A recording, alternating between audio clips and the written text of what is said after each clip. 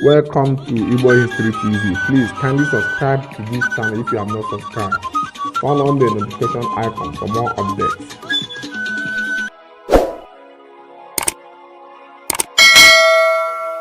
Today we are going to talk about the history and origin of Igbere people.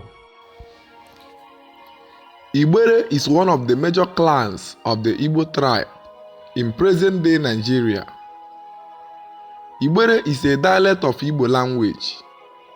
Igbere town has a land border with the following towns: Alai, Item, Umuhu, and Ozitem, all in Bende local government area of Abia State, and Abreba in Ohafia local government area of the same Abia State.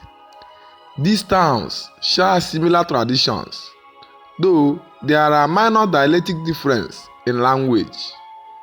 Just like many Igbo communities in Igbo land, each king has a council of chiefs who form part of the king's cabinet and help in running and administering the community. The decision of the king in most sensitive matters is still subject to the decision of councils. Such councils may be derived from the Igbere age grade system, one of the core traditions of Igbere people. There was two accounts given on the origin of Igbere people, but let me start from the first one. Igbere was founded not later than 1267 by a man called Ebire Okomoko.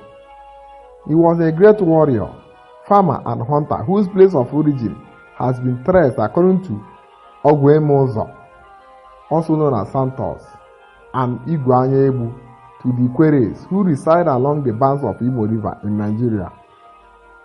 In Ikwereche, located in the River State of Nigeria, is a town known as Okomoko. It was there that the ancestors Ebire Okomoko was born. Ebire Okomoko was the fifth of 16 children of Agumebri, a member of the ruling house in Okomoko. His father had 3 wives. His eldest wife had 4 daughters. Ebire Okomoko's mother, Ekemmini, was the second wife. She was said to be so beautiful that she was thought to be a reincarnation from the river goddess.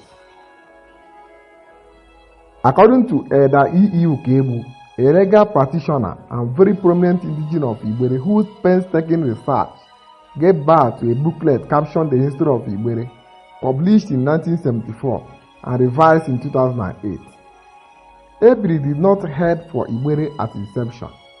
He had moved from Eche to a few places before making a fairly long stop over at Ajati Beku, near Omahia.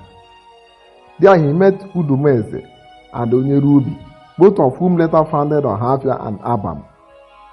He also sojourned at Orone Forest, where he met Ewebu, who later founded Eda.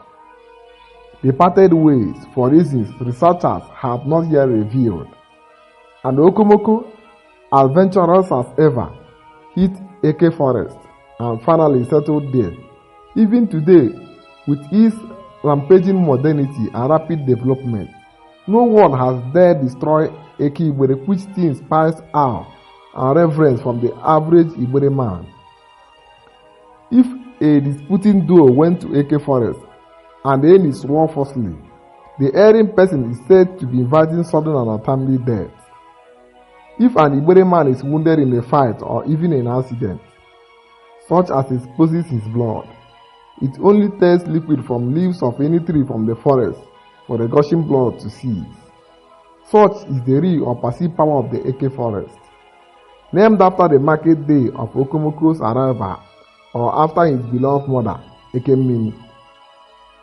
He arrived on a Eke market day, one of the 4 days that make a typical Igbo calendar week. But the story of Igbere's origin has just begun. Okomoko's settlement was not the end of the matter. It was the beginning or just the end of the early phase. Another account of the origin of Igbere is this. Igbere came from Akeze. It was a result of war between Item and Akaeze that gave birth to Igbere. Before the war, something happened that made Akaeze to kill a prominent man from Item. With annoyance, Item engaged in war against Akaeze and defeated Akaeze. For Item not to enslave Akaeze, Akaeze need to hand over a woman and a man as an exchange and a sign of surrender, which was literally called Igbere, which means an exchange. And the short form of Igbere simply means Igbere. Igbere is a satellite town of Item people.